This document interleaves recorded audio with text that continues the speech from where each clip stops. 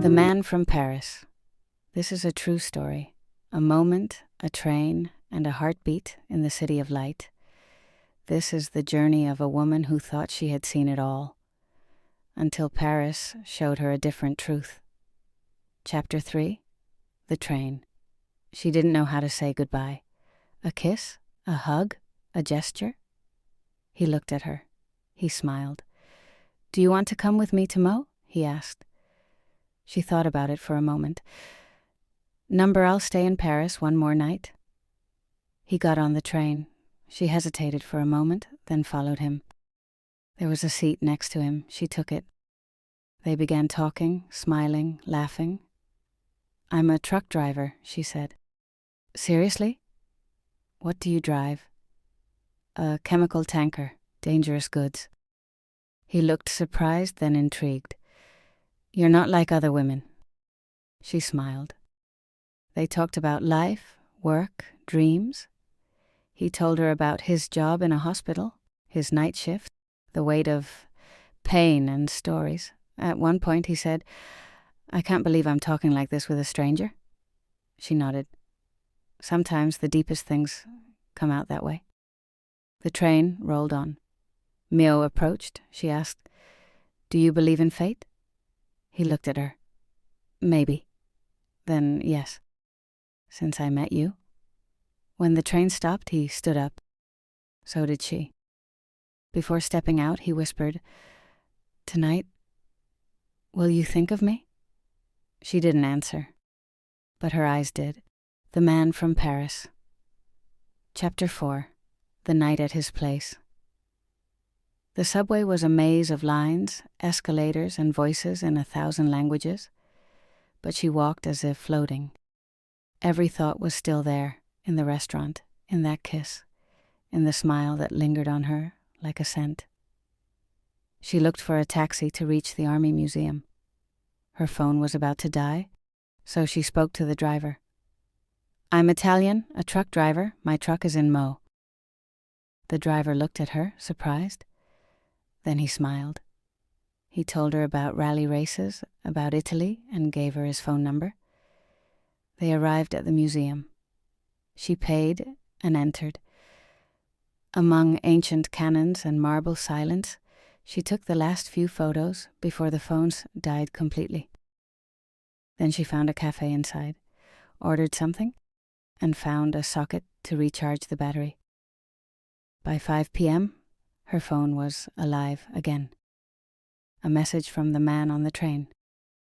He wrote that he would meet her as soon as his shift ended. Soon after, Jocelyn, that was his name, joined her. He hoped she would take the train to Meaux with him.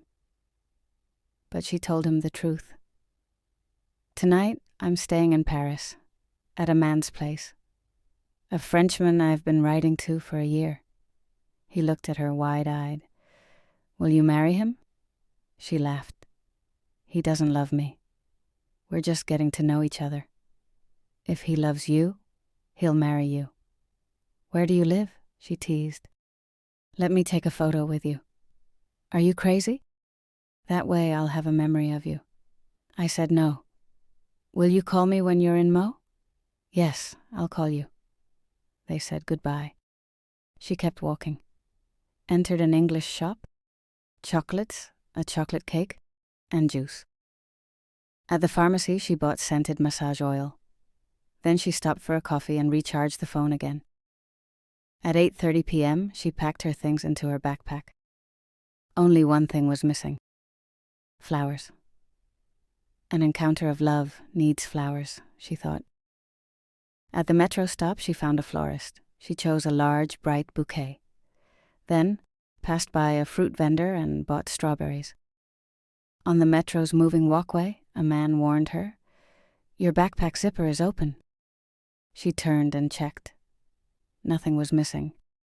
But a girl who had been near her moments before had disappeared. She arrived at the indicated stop. 9:30 p.m. Google Maps said to walk 800 meters. She reached the street and sent a message. "I'm on my way," he replied. He opened the gate. A kiss. Then a nod. "Follow me." through the dark courtyard with trees. Up a few steps, the building was over 50 years old.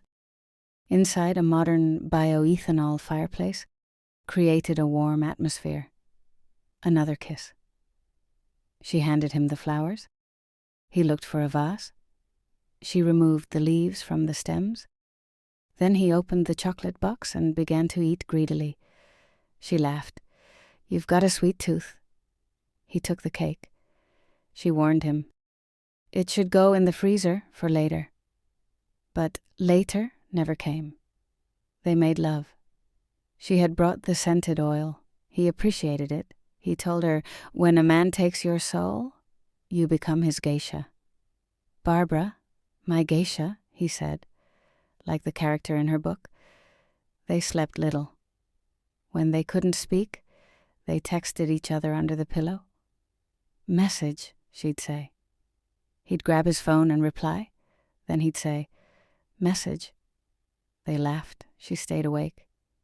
Didn't want to wake him, thirsty but didn't move. Needed the bathroom but waited. Half an hour before the alarm, he moved. They found each other again and made love once more. Then she showered. He made coffee and turned on the TV. The house was small, corporate-style bachelor apartment. She imagined the real home was in Rems. She prepared breakfast, strawberries and walnuts. He ate with pleasure. On the table, red rose petals. During the night, she had taken a rose, spread the petals on the bed and on her body. She tidied the kitchen, dressed, black jacket, silver cloak, cap. She felt 16. They kissed several times. He asked for photos. He wore a bathrobe. She watched him wave goodbye. Every step toward the metro was a thought about him. The Man from Paris. Chapter 5. The Return and the Sign of Destiny. She descended the stairs of the building slowly, as if each step were a farewell. She opened the large iron gate and headed towards the metro. Every step was filled with emotion, and every thought still lingered in that house. That night, that man. She turned on her phone to set the route back. Google Maps showed the time and date. February 24th. For many, it was just another day. But not for her. That day, years before, her brother had died. And the Man from Paris was born on November 23rd. One the day before, one the day after. And now, in that perfect timeline, she had woken up next to the man who had been her silent diary for a year. She wrote a message. Today is February 24th. This morning I woke up with the man who triggered the return to my book. For a year, he did nothing to meet me. He was only my diary. He was born on November 23rd. My brother died on the 24th. Fate wanted me to meet him today, not before. To awaken my imagination, as if my brother were telling me, "Be happy, I am with you." She translated the message into English and sent it to him too. Then, overwhelmed by a sense of overflowing joy, she forwarded it to everyone. Friends, relatives, her son, and his girlfriend. While descending the metro stairs, the first reply arrived. It was him. A photo. The flowers she had given him in a transparent vase, and the petals of the red rose scattered on the table like a frame. The fireplace lit, warm light. She walked, and inside she felt light, as if floating on those rose petals. Every ring, every message received was a caress to her heart. That day marked something deeper. The previous afternoon, after lunch, she had first gone to the Pantheon in the heart of the Latin Quarter. She entered in silence, almost on tiptoe. She stopped in front of Voltaire's tomb. She took out her phone, snapped a selfie, and left a red rose as a tribute. It was there that something happened. An invisible whisper, a silent echo, a voice not heard, with the ears but with the soul. Then, in the late afternoon, she reached the Army Museum at Les Invalides. where Napoleon's tomb is located. But the strongest emotion had already been felt. It was in front of Voltaire that she felt, with clear certainty, that writing would never leave her. From that moment, stories, poems, and pages full of light were born. And among all the creations, one in particular shone brighter than the others. A fairy tale, Aurora and the Flower of Happiness. A story born from an invisible thread that weaves pain and rebirth, love and silence, memory and dream. A fairy tale that one day, perhaps, may become a message for the world. A message that says, even from the greatest pain, beauty can be born. Even from a love that didn't bloom, a garden of hope may blossom. Gently. That day, a story ended, but a greater one had just begun. Her heart carried words, and those words would one day light the world. She didn't know how, she just believed.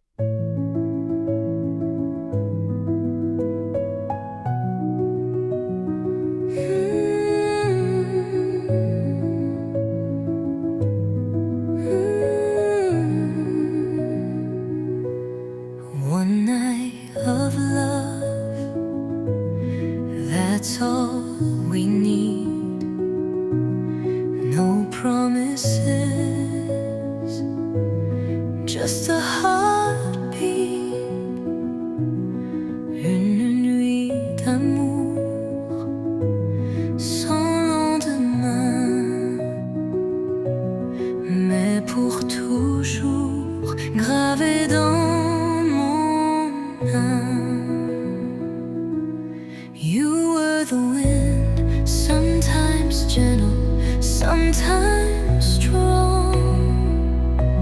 A shadow in my thoughts, a kiss that stayed too long. Tu t'élevais, parfois doux, parfois violent. Une ombre dans mes pensées, un baiser trop long, trop présent. Just one night, just one kiss, and still my soul remembers this. Juste une nuit, juste un baiser, et pourtant mon âme ne peut l'oublier.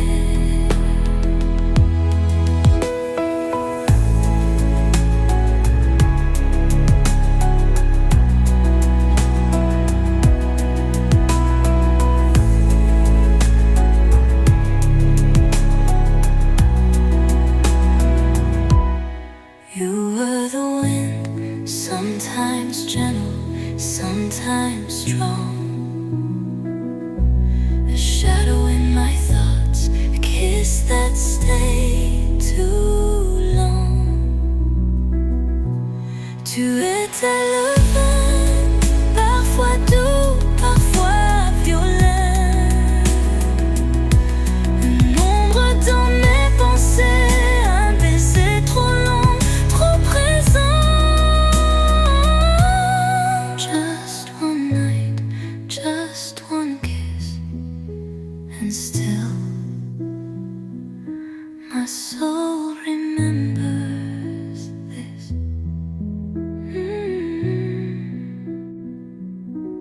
Juste une nuit.